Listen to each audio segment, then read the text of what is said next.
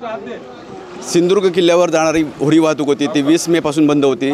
जर बघितलं तर 4 महिने सिंधुदुर्ग जिल्ह्यात पर्यटन आहे, सागरी पर्यटन ते बंद असतं आणि पुन्हा एकदा सिंधुदुर्ग जिल्ह्यातील पर्यटन सुरू झालेलं आहे। आपण पाहताय कशा पद्धतीने सिंधुदुर्ग किल्ल्यावरून जे दर्शन आहे किल्ल्याचं ते घेऊन इथे पर्यटक जे दाखल झालेले आहेत। आपल्यासोबत इथे काही पर्यटक सुद्धा आहेत।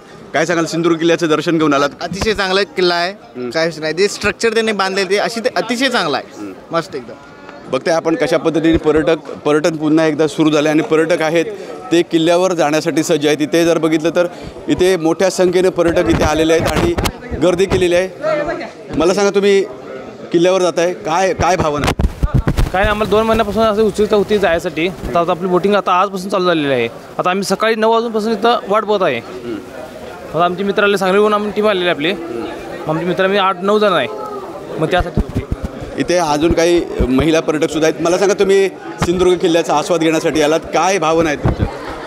ऑब्व्हियसली हे काय फर्स्ट टाईम नाही आहे, सेकंड टाईम थर्ड टाईम येते मी तरी, पण इतकं छान दृश्य आहे तिथून, पूर्ण समुद्राचा व्ह्यू आहे आणि त्यांनी किल्ला खूप चांगला जपून ठेवला आहे, त्याच्यामुळं बघायला मी ॲक्च्युली फर्स्ट टाईम येते, सो मी एक्सायटेड पण आहे आणि सिंधुदुर्ग हे फोर्ट बघायचंच होतं, छान आहे, सो एक्सायटेड आहे बघण्यासाठी। नक्कीच आपण पाहत आहे खूप लोकांच्या मनात एक्साइटमेंट आहे की आपण सिंधुदुर्ग किल्ल्याचं दर्शन घ्यावं, यासाठी मोठ्या संख्येने इथे पर्यटक आलेले आहेत आणि पर्यटन हंगाम यावर्षीचा सुरू झालेला आहे, त्यामुळे मोठ्या संख्येने पर्यटक येत आहेत आणि किल्ल्याचं त्याचबरोबर सिंधुदुर्ग जिल्ह्यातील जेवणाचा आस्वाद घेताना पर्यटक पाहायला मिळत आहेत। विकास गावकर, TV9 मराठी, सिंधुदुर्ग, मालवण।